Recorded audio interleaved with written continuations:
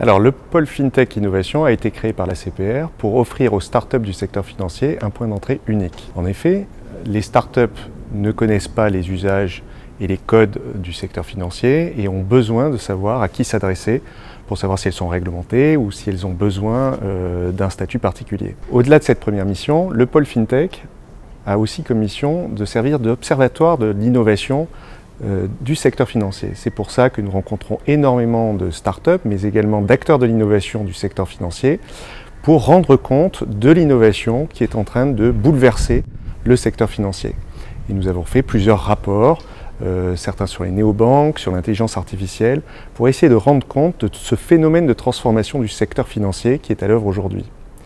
Et dernière mission, ce qu'on appelle la mission SupTech, c'est la mission d'innovation pour nos métiers de superviseurs.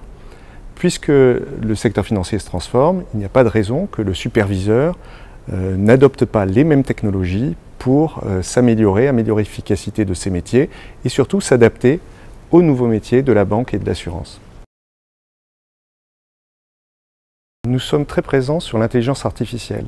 En la matière, nous avons d'abord créé une task force avec les acteurs du marché pour essayer de faire un diagnostic de l'avancée du secteur en matière d'intelligence artificielle. Nous avons publié un rapport en fin d'année 2018 et ensuite il a fallu aller plus loin. Et là, il a fallu inventer un peu un nouveau mode de relation avec les organismes contrôlés, un mode qui ne soit pas un mode de contrôle, mais un mode d'exploration pour aller voir avec eux très concrètement comment ils envisageaient l'intelligence artificielle pour leur processus, quel type de révolution ça allait apporter chez eux et comment on pouvait construire ensemble les réponses de l'autorité de contrôle, les nouveaux modes de contrôle que l'intelligence artificielle appellera dans le futur. Nous partons d'un constat simple. Face à un secteur qui innove, la CPR doit innover. Pour cela, plusieurs méthodes sont possibles. Nous avons choisi la méthode de l'intrapreneuriat, qui consiste à sortir certains collaborateurs qui ont eu des idées pour qu'ils puissent les porter en mode projet de façon agile sur quelques mois. Pourquoi avons-nous choisi cette méthode innovante?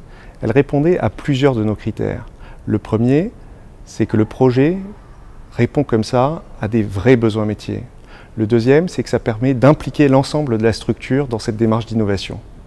Le troisième, c'est que ça permet de faire émerger des projets qui auront des résultats concrets et qui montreront tout l'intérêt que l'innovation peut apporter à une structure comme la CPR.